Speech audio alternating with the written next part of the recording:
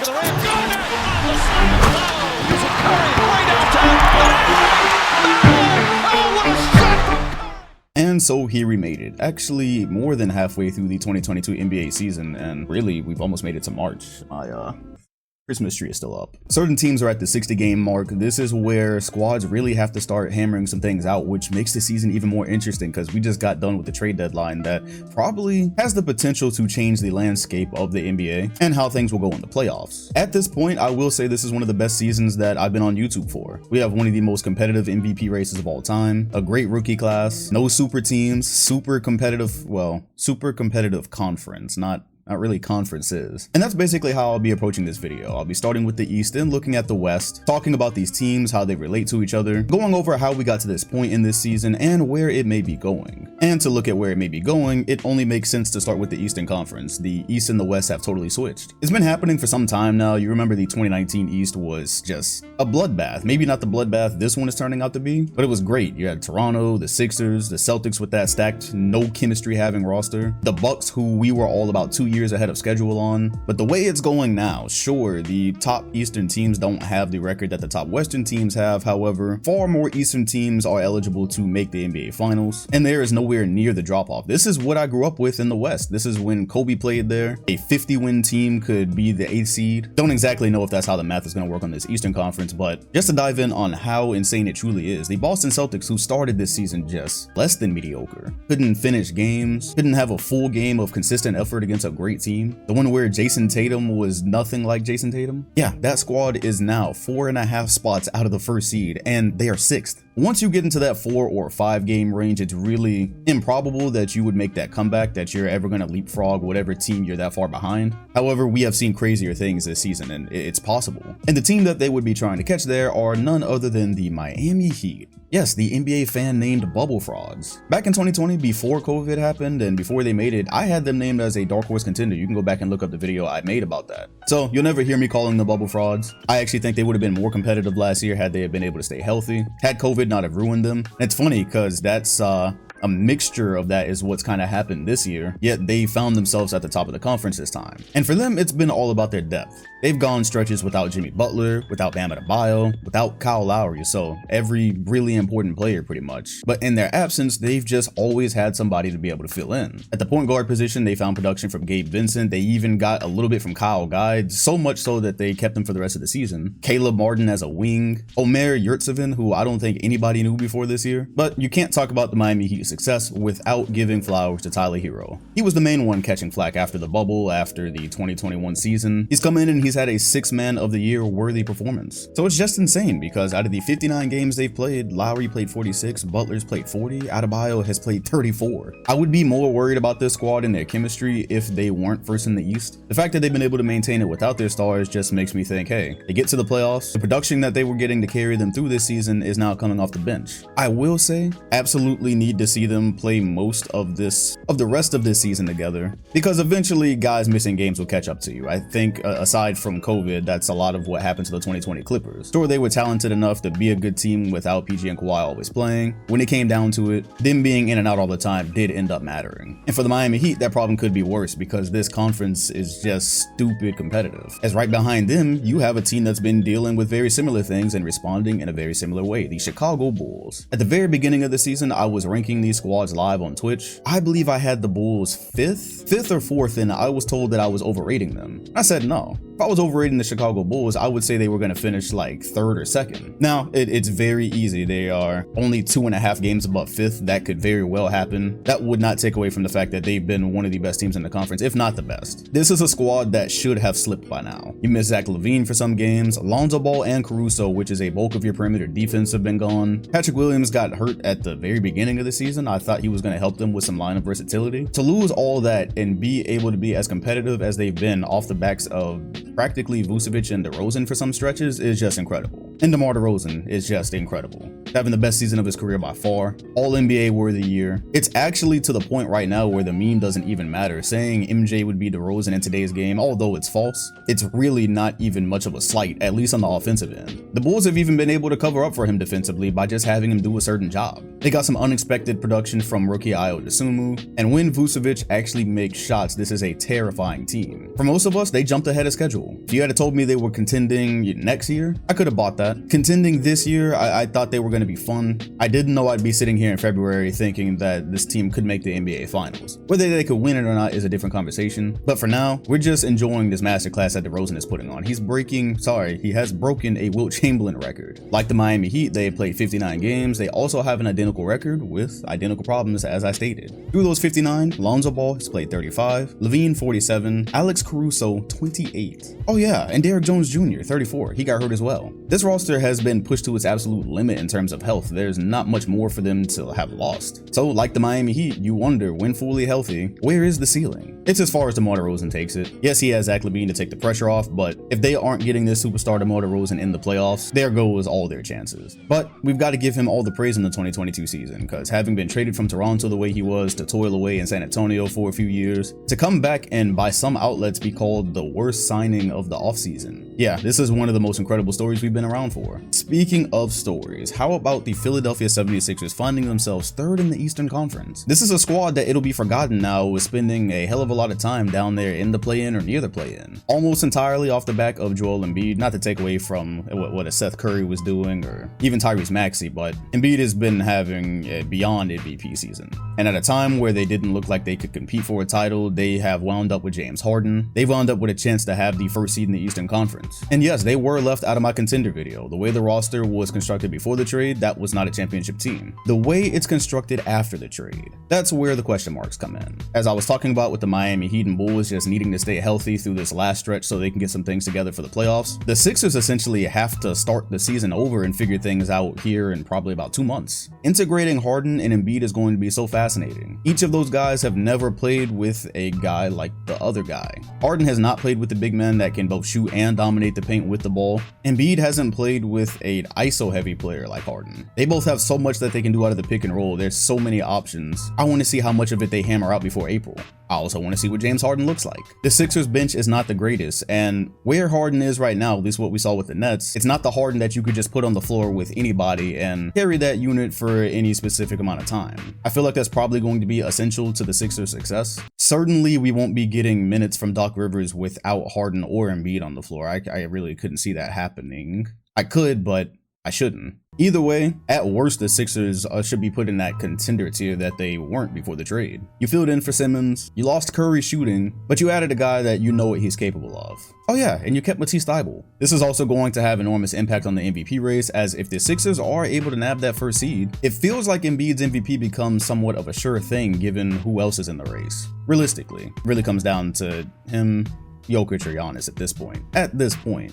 But coming in at fourth is not the team anybody would have expected before coming into the season. It is the LeBron-less Cleveland Cavaliers. One of the few times you have ever seen it. This team is doing something. They are building something that does not involve LeBron James. I'll take my L. I was blindsided. I saw the Cavaliers as a play-in team. They were young. They were playing tall ball. So I will happily tell you I would have really saw this team coming in at 7th or 8th. Of course, Evan Mobley coming in, probably being the Rookie of the Year, helps. Him being able to fit with Jared Allen almost seamlessly helps. Darius Garland being an all-star for the first time helps. And this is yet another Eastern team that has fought through injuries. For a squad this young, led by the names that they're led by, they have shown probably the most resolve in the conference. However, as good as the Cleveland Cavaliers are, the thing that you'll say about them that isn't a slight, but it sounds like a slight, is that if you're any of the other contending teams, or just a team hopeful to make the second round, that's the squad you would want to play. Take for instance if you're the Boston Celtics. Save for the fact that Al Horford matches up well with Embiid, you probably still don't want Embiid and Harden in the first round. You don't want Chicago or Miami in the first round. You don't want Giannis in the first round. Yes, you probably don't want Cleveland, but out of all the names that were just listed, you'd rather play the young team that hadn't been there than the defending champions, or the former Eastern Conference champions, or the MVP possibly at that point. And I think that any team feels that way, even the Milwaukee Bucks, who would currently be playing the Cavaliers. That is probably who they want to play as opposed to having to deal with Philly first. However, that's not me calling Cleveland the weak link, because the truth is, in the Eastern Conference, especially for those first 5 teams, there really kind of isn't a weak link. Yeah, the Cavaliers aren't contenders, so technically they are, but they could also very well make the second round. Either way, they've been so much fun to watch. Now interested to see in the second part of the season how they integrate Karis LeVert, how much he play makes versus going to just go get his own buckets. But if we're being truthful, the Cavaliers took on the Bulls' mantle of just being that team that was supposed to be fun but not contenders. And coming behind them are the Eastern Conference champions, the NBA champions, with the possible MVP. Think about Giannis that's getting left out because he's 5th in the conference right now, which again is just 2.5 games out of 1st. He's playing Defensive Player of the Year level defense. He's doing everything he normally does on offense and a bit more from the mid-range. Literally all it is for them right now is being able to stay healthy and getting to the top of the conference, and all of a sudden he's probably got his 3rd MVP. But for them, they've got questions they've got to answer before they move on to a repeat. There's no Brook Lopez. He was important to their defense last year. Even if it was only at certain portions in the game, there were lineups that you used. Brook Lopez was important too, that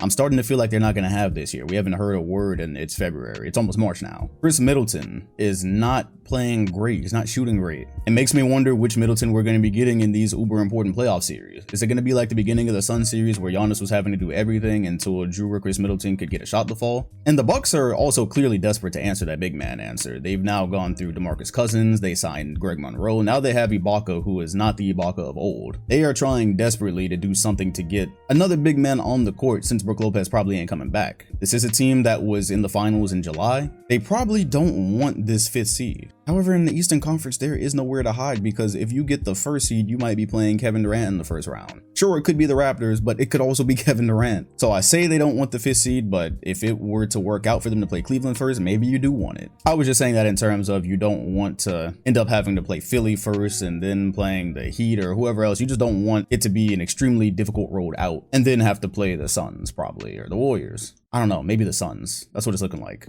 The Boston Celtics made a trade. It did not involve sending Jaylen Brown away. They got Derek White. Super important to their defense. They now have 4 guys that can pest you on the perimeter. Since the turn of this calendar year, they've been a top defensive team. They've been moving the ball better. They've been winning games. Because of it, at this specific moment, Boston has gone from a team that you would absolutely want to play in the 1st round to one that would be very annoying. They're just not a free win anymore, it seems, is all I'm saying. Still, even as a fan of the squad myself, I would say 2nd round at best. I want to see if they can keep Jason Tatum and Jaylen Brown going at the same time to finish this season. And if they can just win some close games, their record would be so much better if they could have just finished out more games than they have.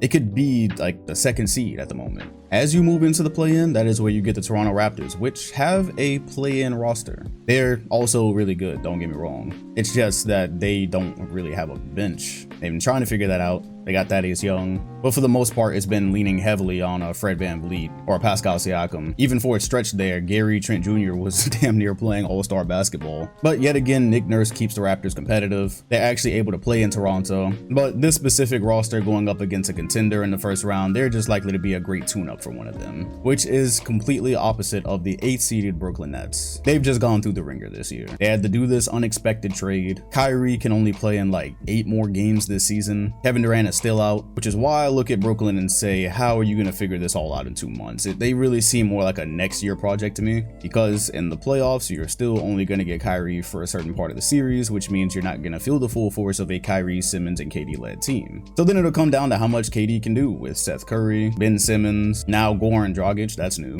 And still not the team you want to play in the 1st round. You don't want to play Kevin Durant in the 1st round. You're talking about a guy that almost single-handedly took out the Bucks last year, who were the NBA champions. So just knowing he can crank it to that level, you're praying for Toronto if you're the Miami Heat, who are also a team that played you tough during the regular season. So back to my point, there's not many places to hide in the East. There's just the lesser of the evils. Fred VanVleet versus Kevin Durant, he's the lesser of the evils. But as far as it goes for the rest of the 2022 season, what kind of shape is Ben Simmons in? He hasn't played basketball in almost a year. He's going to be playing a different role. I don't believe he's going to be primary ball handler. His defensive role is probably going to be a bit different. I imagine it's going to involve a lot more of the post and the perimeter. In any case, the Brooklyn Nets rounding out the 8th seed of this Eastern Conference is just a testament to how insane it is. You got 4 teams that can make the NBA Finals, 5 if you really stretch it, and those other 3 teams that are currently in the brackets are not squads that you're just itching to play. That is not even mentioning the fact that the Atlanta Hawks, who were in the conference finals last year, they picked it up before All-Star break, they've gotten healthy, they could play their way into a 7th or 8th seed. And then after that, in my opinion, it falls off a pretty significant cliff. The Hornets just aren't there yet, although they are extremely fun. They just went through a stretch having to play a lot of teams that they would really have to play in the playoffs, and they didn't beat any of them. Beal said he's healing on company time, so Kuzma's just getting his buckets right now, but I don't feel any particular way about the Wizards. The New York Knicks fell off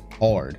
We'll also say for them, before the All-Star break, Julius Randle was picking it up, but this is not a squad that has a good idea of where it's going. Defense that was there last year is not there. The offense that was supposed to be there with the additions that they made is not there. All-Star Julius Randle is not there. Derrick Rose is not there. At 25 and 34, the Knicks are a complete mess, and they're now sitting 3.5 games out of the play-in, so that's their best case scenario. Oh, also they traded for Cam Reddish, so I'm still not clear if they're ever going to actually try to use him or not. Rounding out the Eastern Conference, you get the Pacers, Pistons, and Magic, all rebuilding teams. Shout out for the Pacers for nabbing Tyrese Halliburton. I just gotta say, it was so funny that I made a video on him probably 10 games into his rookie year talking about his potential. I remember people saying I only made it because he was my friend. And then the entirety of NBA Twitter went up in flames when Sacramento traded him a couple of weeks ago. That was just chef's kiss. Aside from that though, all three of those teams are exciting to me. So you do get the Pacers rebuilding with him. Cade Cunningham is making a run for Rookie of the Year. And the Orlando Magic at least have a core, so when guys are back there healthy next year, they have some positional things to figure out. But they have their core young guys for the first time in what has felt like forever. So they could be fun in 4 or 5 years, or knowing Orlando, they could lose everything and go into another rebuild. That brings us to the not so mighty Western Conference. Not anymore. Wow, this just flipped all the way on its head. What you have here is a conference of teams that have been depleted, teams that aren't reaching their potential,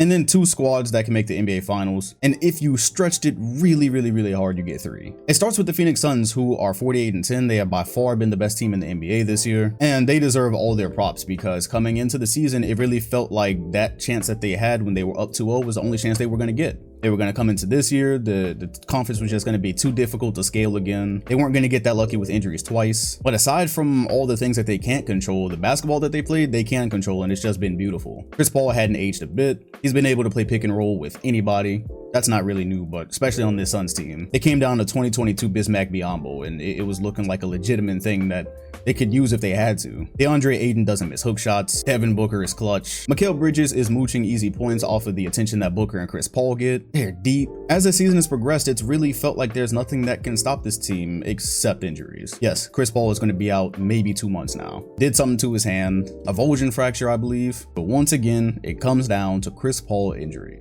He might not be back until the playoffs. Good thing for Phoenix, they have a lot of wiggle room, and being as good of a team as they've been, I don't think they're gonna fall to second. The Golden State Warriors are 6.5 games behind them. They've been dealing with injuries of their own, so they can probably still hang on to first, but it really feels like that is just the last hurdle they have to get over. It's just keeping their most important guys on the court. DeAndre Ayton missed a chunk of time, and they've got by without him, but everybody's got to be there for them to make a second run. Fortunately for them, the Golden State Warriors, who come in at second, have been doing their version of struggling, which is still being second in the Western Conference. Had close to, if not a 10-game win streak, got Klay Thompson back. The struggle comes from the fact that we don't actually know what's going on with Draymond Green or when he's going to be back, and Steph Curry, who has been trying to get back to that MVP form. When they played on Christmas Day, the Warriors were missing quite a few pieces, and they still won that game. Playoffs, different beast. Curry, different player since then. When they started this season, a third Curry MVP was looking like a formality. He was toying with people like he did in 2016. The Warriors were moving the basketball, their defense was immaculate. I believe Draymond Green a couple of weeks into the season said something like, "Don't let us win another championship." He could see what was going on clearly. And then as that 3-point record started to appear on the horizon, Steph just got mad shaky. He got the record and it was cool and you could tell how much it meant to him. And then he continued to be mad shaky. Like tour date shooting mad shaky. The All-Star game has nothing to do with the regular season, but you have to wonder, because of how much basketball plays out like a storybook sometimes, does him hitting 16 3-pointers in a game foreshadow something that we're about to see? Because if it does, well, I'm happy with how Klay Thompson has looked since he returned. It's what I imagine. Sometimes he comes out, he has a piss poor shooting night. Other times he's finishing games. By the time we get to the playoffs, I think you've got a good enough Klay for the Warriors to make a run. But do you have a good enough Dre? You gotta have that. There's just no way around it. You can make the conference finals maybe without him. Don't think you make the finals or win a championship without him. So for them, second half of the season, like a lot of these squads, is just about health, keeping Curry on track. And if they can do those things, the rest of it'll take care of themselves. This is a great team. But the squad that could end up scaling them for the second in the West, the Memphis Grizzlies. I don't know, the Cavaliers are the surprise of the season, but boy, Memphis has got to be right there with them. Ja Morant is a fringe MVP candidate, which means he's out of the top 5, but his name is there. Desmond Bane, his game has come so far in such a short amount of time. Coming up to All-Star break, they've been doing a lot of this without Dillon Brooks, who was really important when Ja Morant was out. They have covered a lot of ground since making the play-in last year. They might be the most exciting team in the NBA, and a first round out would just be a complete failure on their part now. They're not so young that I'm gonna give them leeway for not making it out of the first round. The second round is where it becomes interesting.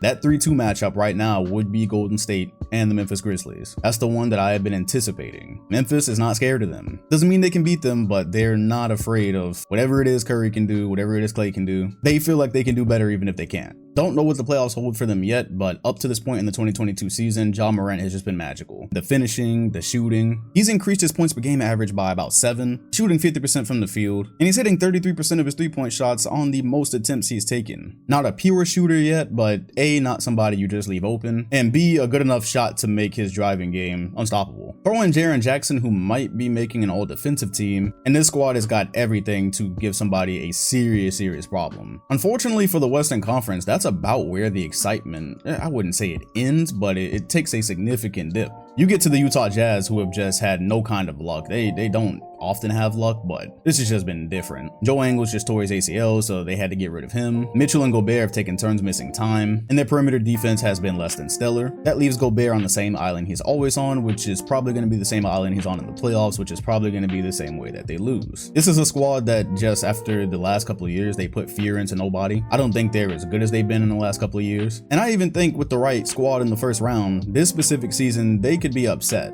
It's just something about them. They just don't seem together. Rudy Gobert has taken public shots at his perimeter defenders. You could see how pissed he was in the Lakers game at the defensive lapse that happened. I hadn't really believed in Utah before. I definitely don't believe in them this season. It feels like that's going to start to matter soon because Donovan Mitchell, he's getting up there in years. And in today's NBA, like 4 years is really enough. I don't know. I'm not going to go there yet. The Dallas Mavericks, if you did not know, because looking at their roster, you probably wouldn't, they are ranked 5th in defensive rating this year. They do a good job at keeping Luka out of a lot of primary actions. Their transition defense probably accounts for a lot of this. They're 2nd in opponents' points per game, but they're 25th in points per game. And then 17th in offensive rating, so just a very mid offensive squad that also just traded Kristaps Porzingis, who was probably more important to their rim protection, but traded him for Spencer Dinwiddie and Davis Bertans. I still haven't really figured that one out. Not that Porzingis was great anymore or really that good anymore, but especially to what they were doing defensively, I thought he mattered. So the roster really hasn't changed or improved that much, but Luka has improved through this season. Through the first couple of months of the year before he missed a chunk of time, he was shooting around 44% from the field, 32% from 3. Still had good numbers, but it just didn't quite look like Luka, and he himself said he wasn't in shape yet. Since his return, he's practically averaging a triple-double. A 30-point triple-double at that.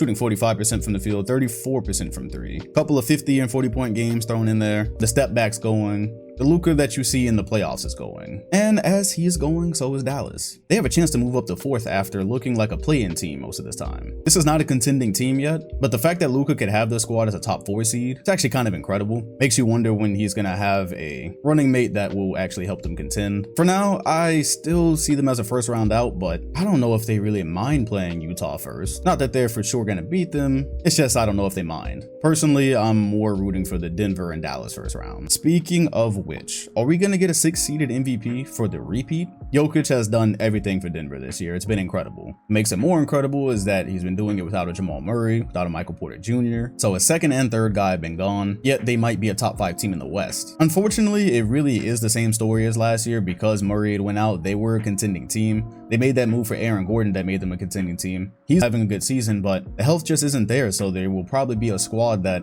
potentially ends up forcing themselves in the 2nd round just to end up getting mud stumped. And that still won't take away from the season that Jokic has had up to this point and probably will have. Got to be the most consistent player in the NBA. He hardly ever has an off night. An off night for him is something like 19 points or a 19-point triple-double maybe. But there just isn't much to say about this squad other than where they'll finish. Where they finish will almost totally dictate if he's able to repeat as MVP or not. I don't sense that he'll be able to repeat at 6th seed when Embiid is potentially 1st or Giannis is potentially 1st. But if neither of them are 1st, it gets a whole lot more interesting. That is all going to be hammered out in the second portion of the season. Then you get to the play-in. Some names you probably wouldn't expect to see here, starting with the Minnesota Timberwolves. You probably hadn't seen much of them this year, so I should tell you that if they had been healthy, they could be higher than they are. They could quite easily be sitting with that 6th or 5th seed. Anthony Edwards is taking a jump. Cat is having a career year, especially shooting it. They've had some good defensive units when they can have everyone there. Jared Vanderbilt, Patrick Beverly, who just seems to never really be there at this point. But when they all are, they've showed potential that you just never see out of Minnesota. They're not toiling away at a 12th or 13th seed this year, so for that, I'm extremely happy for Cat. And for them, at the second half of the season, I'm just looking at how far above 500 can they actually get. That just isn't something you ever say about the Minnesota Timberwolves. Regardless of that, there's a good chance they're going to have to play their way into that spot, and it might be facing one of the LA teams, starting with the Los Angeles Clippers. They've just been dealt the shitty hand like they always are. It's the Clippers curse. It remains, it's strong. Paul George disappeared one day. Man has been in the wind since I left LA. Kawhi Leonard, rehabbing from a torn ACL. There was reports that he could come back this year, but given what's happening with PG, I'm not sure that they're going to try to rush it. They've been staying alive by the likes of Reggie Jackson, Amir Coffey, Terrence Mann. They've been a competitive team given what they've had to put out there. And they even made a trade. Really good one. Acquiring Norman Powell and Robert Covington, it really feels like a move for next year, given that Norman Powell went out almost immediately. That's Clippers luck once again. But also just that it just doesn't feel like they're going to be bringing their stars back. If they did, they have a hell of a lineup. If everyone was there and they were healthy, they have a hell of a lineup to play in. It should be right back in that contender conversation next year. For this year, it'll be good enough for them just to make the playoffs, build some good habits, and go from there. I'm not really expecting anything from the Clippers right now. But expectations. Hand it to the 9th seed, Los Angeles Lakers. Wow, wow, wow, wow. Yes, injuries have screwed them all the way this year. LeBron missed time. Anthony Davis missed time. Ton of their role players missed time. Kendrick Nunn has still never seen time. So the lineup has been everywhere, but that doesn't change the fact they've lost games they just weren't supposed to lose, i.e. one from probably 2 weeks ago when they played the Portland Trail Blazers and had LeBron and AD. You just, I don't know. The Blazers have been better since the trade, but boy, that just feels like a game you're supposed to win. And it's tough because you come off of an all-star weekend where LeBron James just threw so many shots at the front office, threw so many shots at their season in general. And now he's talking about his exit from LA one day because he's going to play with his son in his last year. Next year is the last year of his contract with the Lakers. So Lakers are also left with potentially nothing. They don't have a lot of draft picks. They don't have anything to trade. The only place they could have sent Russell Westbrook this year was back to Houston for John Wall, which did not fix their problems. Even if they had gotten Christian Wood in that deal, that still doesn't fix their problems. John Wall hadn't even played this year. He's barely played, oh my god, he's barely played in many years. That was not going to save the Lakers. And that was the best thing they could have done. Nobody wanted Taylor Horton Tucker in a pick. They didn't even get Goran Dragic in the buyout market. Dennis Schroeder is not in the buyout market like I thought he would be, so I guess they're not going to get him. Oh yeah, and to make matters worse, Anthony Davis is gone again. Yeah, his foot rolled the other way, literally after he just came back. They're not even going to be able to check on him till the end of March. Starts to put you into playoff territory. Bro, this LA season is done. People are miserable there. Russell Westbrook is miserable there. The best games that he has for them are just okay games. He doesn't fit with the team. It got so crucial this year that Stanley Johnson was apparently their savior. There is a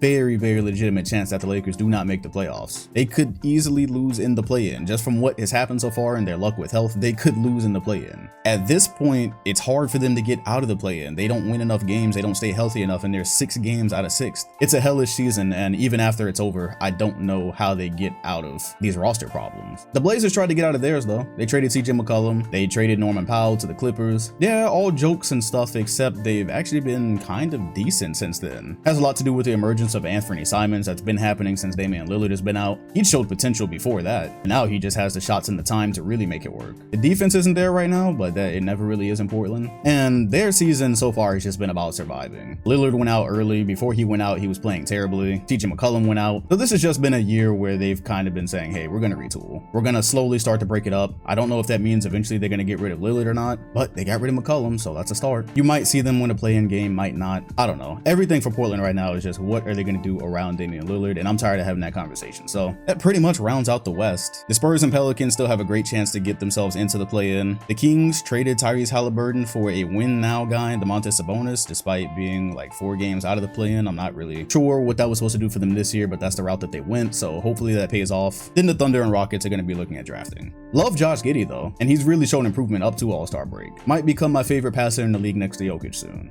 I guess the last thing to mention as it would pertain to teams in this season would just be the Zion and Pelican situation. Starting to get ugly. Doesn't seem like there's a lot of communication between the sides. Nobody knows where Zion is or what he's doing. DJ McCollum had to be awkward on TV saying that he hadn't even talked to him yet. Supposedly he's training on his own. And it's sad because Ingram had been having a good year. TJ McCollum is a nice piece for that squad. If Zion was there, if he could be there next year, they have somewhat of a future. The way it's going right now, this is starting to look like it might be the beginning of a similar situation we just dealt with, but I hope it's not. Hopefully it's just smoke. We see Zion back next year. He's generational again. I don't know though, that just kind of seems like it's too good to be true. Well, that is how we've been doing in the season of 2022.